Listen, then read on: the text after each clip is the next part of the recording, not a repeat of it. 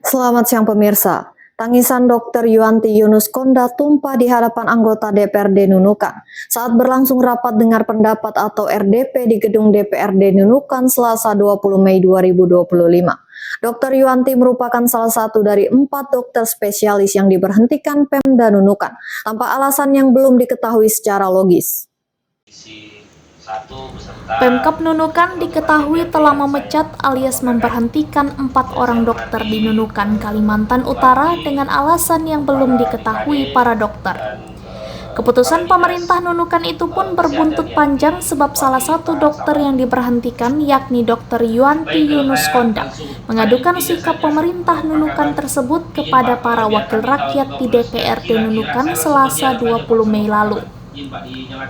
Dalam rapat dengar pendapat di gedung DPRD Nunukan, Dr. Yuanti menyatakan selama ini kesempatan membela diri tertutup, sampai akhirnya pemberhentian dirinya sebagai ASN di Nunukan di-SK-kan pada 14 April 2024 lalu oleh BKD Nunukan. Dokter yang bertugas di Puskesmas Mansalong selama 11 tahun mengabdi ini mempertanyakan alasan pemerintah memecat dirinya di saat kinerja sang dokter tak pernah mengalami kecacatan. Dalam urai dera air mata, Dr. Yuanti mengutarakan kekecewaannya yang mendalam atas sikap Pemkab Nunukan tersebut. Selama ini, ia dengan tulus mengabdi di Puskesmas Mansalong, Kecamatan Lumbis yang merupakan pelosok pedalaman Nunukan dan masuk daerah 3T atau tertinggal, terdepan, terluar. Bukannya mendapat apresiasi dan perhatian, justru menerima pil pahit yang menghancurkan masa depan dia selaku personal profesional di bidang medis.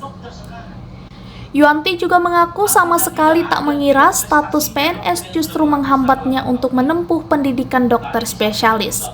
Ia sudah 8 tahun menjadi PNS, sementara merujuk UU ASN, pegawai bisa melanjutkan sekolah setelah mengabdi selama 2 tahun.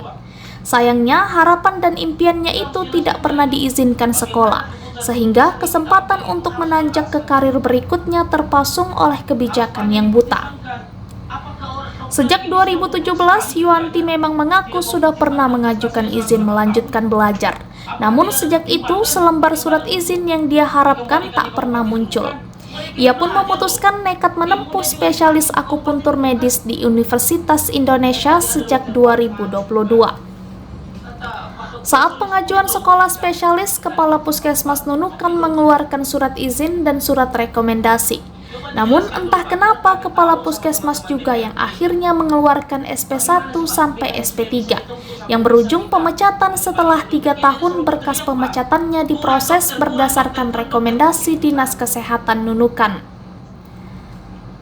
Terkait polemik tersebut, Kepala Badan Kepegawaian dan Pengembangan Sumber Daya Manusia atau BKPSDM Nunukan, Surai mengatakan, terdapat sejumlah poin yang membuat hukdis dijatuhkan ke Dr. Yuanti. Salah satu di antaranya yakni tidak memenuhi kewajiban masuk kerja dan menaati ketentuan jam kerja sejak 18 Oktober 2022. Selain itu, Dr. Yuanti juga dituding melanjutkan sekolah tanpa ada izin dari Pemkab Nunukan.